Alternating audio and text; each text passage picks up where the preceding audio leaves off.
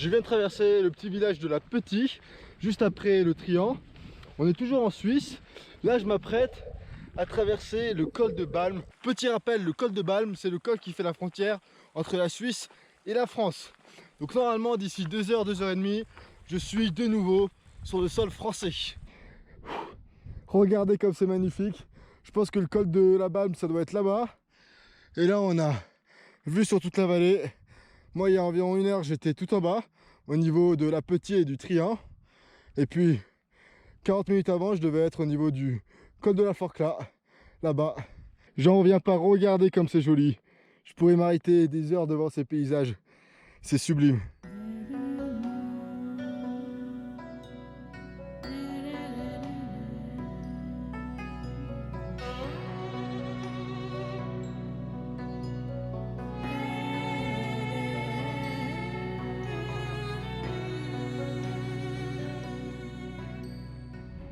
Bon, je viens d'arriver au niveau du col de Balme, on est à 2200 mètres d'altitude, c'est top, la vue est magnifique.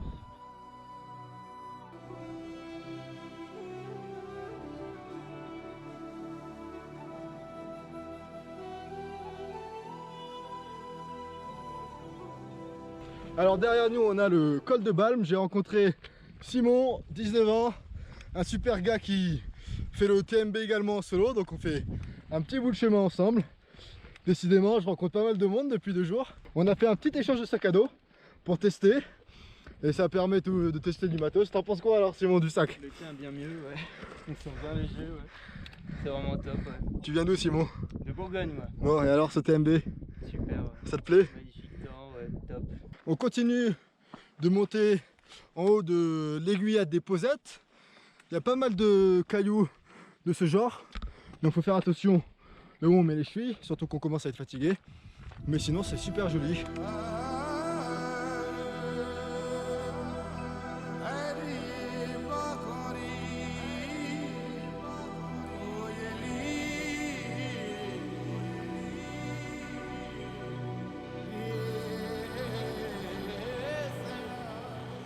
Ça y est, j'ai trouvé un petit coin pour le bivouac.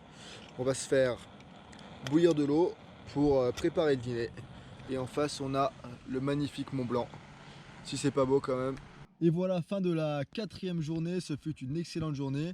Très longue journée. J'ai fait plus de 33 km, plus de 2000 mètres de D+, et plus de 2000 mètres de D-. Donc ça commence à faire.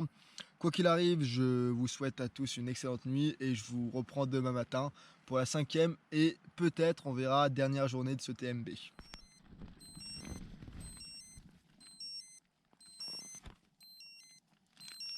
5h48, c'est parti, jour 5 et peut-être dernier jour de ce TMB. Ce que je fais comme d'habitude, c'est que je plie tout le campement et j'attaque, je continue ma route, direction La Flégère, puis ensuite le col de Brévent, puis le Brévent à 2500 mètres d'altitude. Et ensuite direction Chamonix, puis les Ouches, et on aura terminé pour la journée. C'est parti. Il est 7h, ça va bientôt faire une bonne demi-heure que je marche en solo, j'ai repris ma route tout seul. On a le magnifique lever de soleil qui est en train de se lever sur la montagne derrière nous, c'est un pur plaisir. On se dirige vers la Flégère là, on est à environ 1500 mètres d'altitude et la Flégère, si je dis pas de bêtises, c'est dans les 2000, peut-être un peu moins. Ensuite dans la journée on aura un autre col et un autre sommet à passer qui sera assez haut. On aura le Brévent qui sera à 2005 et ensuite on descendra doucement vers les Ouches où je pourrais récupérer ma voiture, mais pour l'instant on n'en est pas là, donc chaque chose en son temps. Ce que je vais faire, c'est que là je vais marcher à jeun pendant au moins 2 bonnes heures et puis si j'arrive à la Flégère, je prendrai peut-être mon petit déjeuner en face d'une magnifique vue.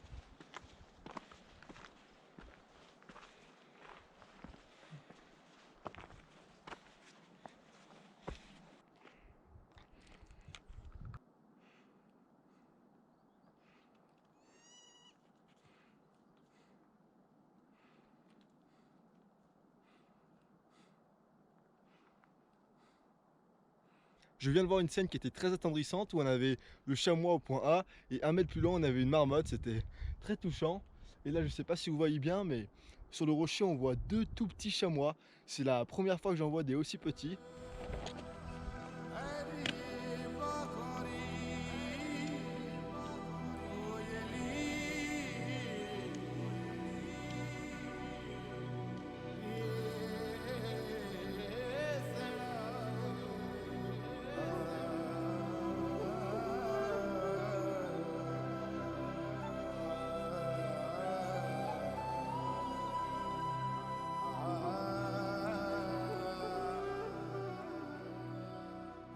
Et on retrouve enfin au 5e jour de ce TMB, la face nord du Mont Blanc que l'on connaît bien sur la partie française, qui est un peu plus dramatique, qui est un peu plus enneigée.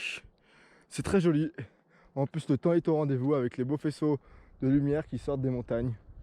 C'est un régal. Bon, ça va être pratique, c'est un petit passage aérien. Faut pas tomber.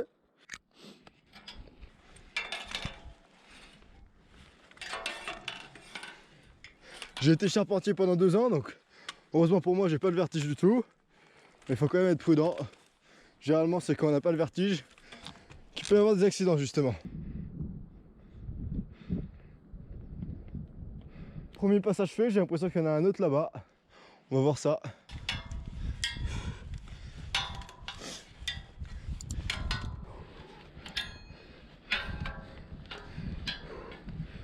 Et voici au bout de mon bâton la flégère normalement, qui est une arrivée de télécabine si je dis pas de bêtises.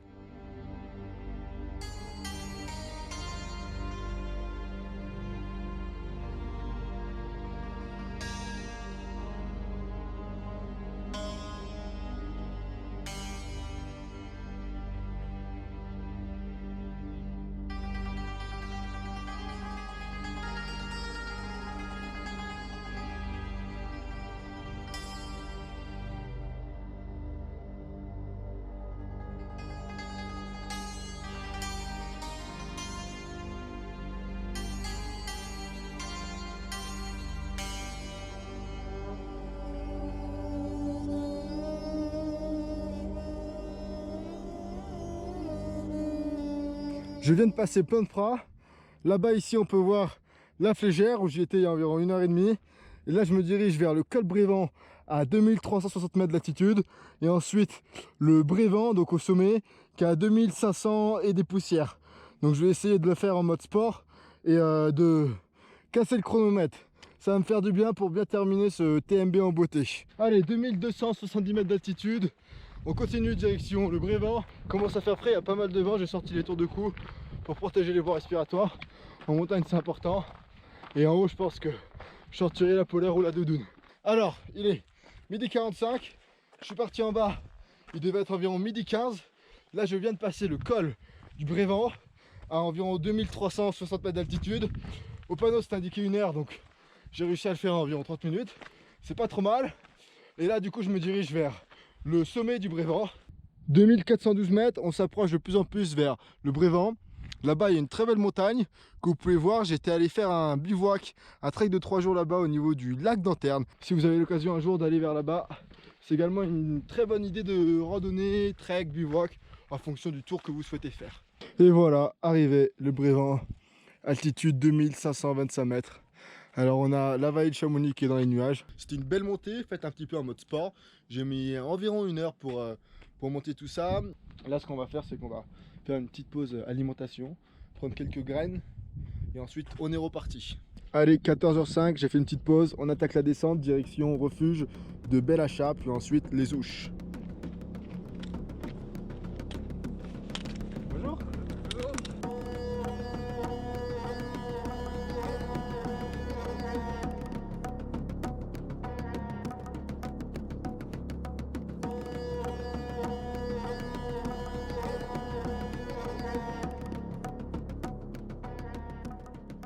On est à 1929 mètres d'altitude. Je viens déjà de me faire plus de 500 mètres de dénivelé négatif.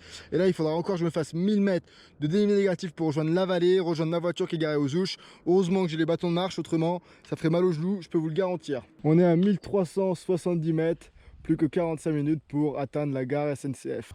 Je viens de passer en dessous de la barre des 1300 mètres d'altitude, donc j'ai déjà fait plus de 1200 mètres de dénivelé négatif. Ça commence à faire, d'ailleurs mon genou commence à le ressentir. Je me suis fait au fait opérer des ligaments croisés il y a quelques années et depuis j'ai toujours des fragilités à mon genou droit, malgré tout le sport que je fais et malgré le soin que je lui apporte.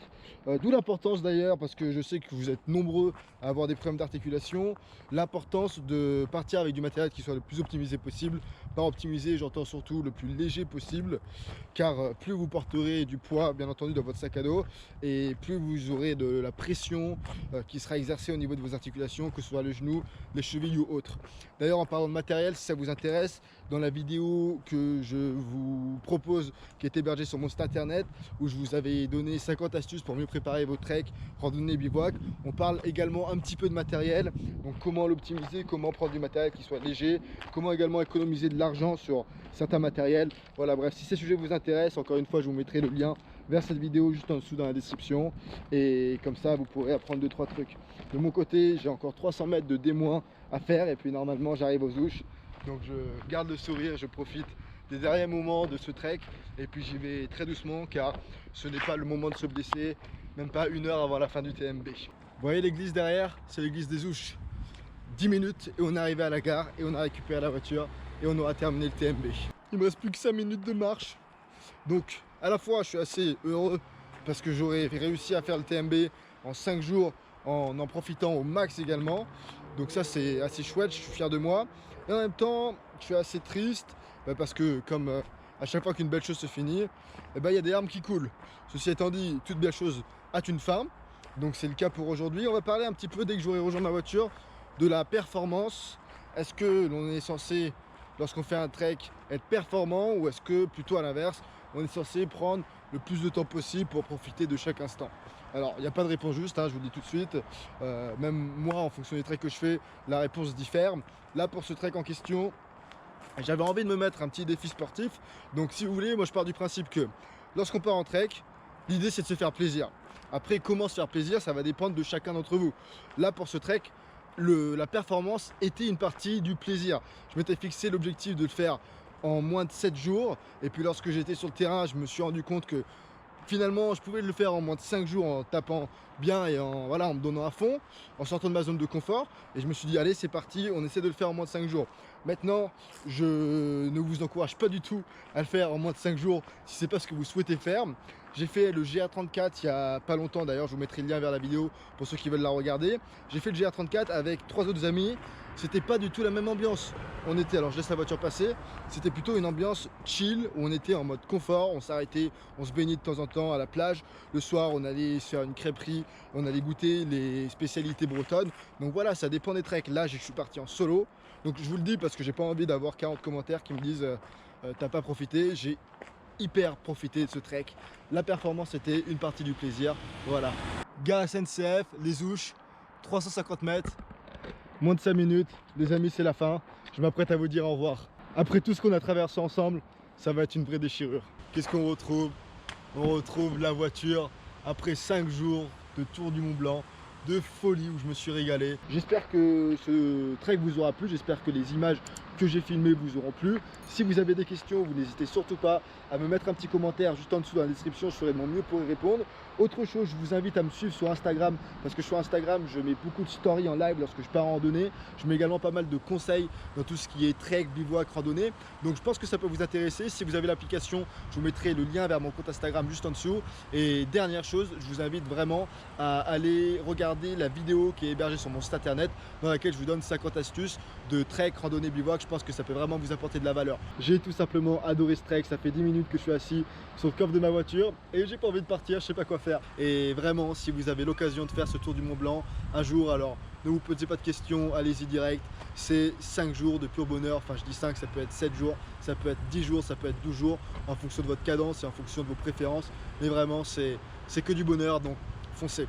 De mon côté, je rentre chez moi, j'en ai pour environ 1 heure de route. Merci à tous de m'avoir suivi, donnez-moi votre retour dans les commentaires. Je vous dis comme d'habitude, prenez soin de vous, gardez la forme, ça c'est important, et à très bientôt.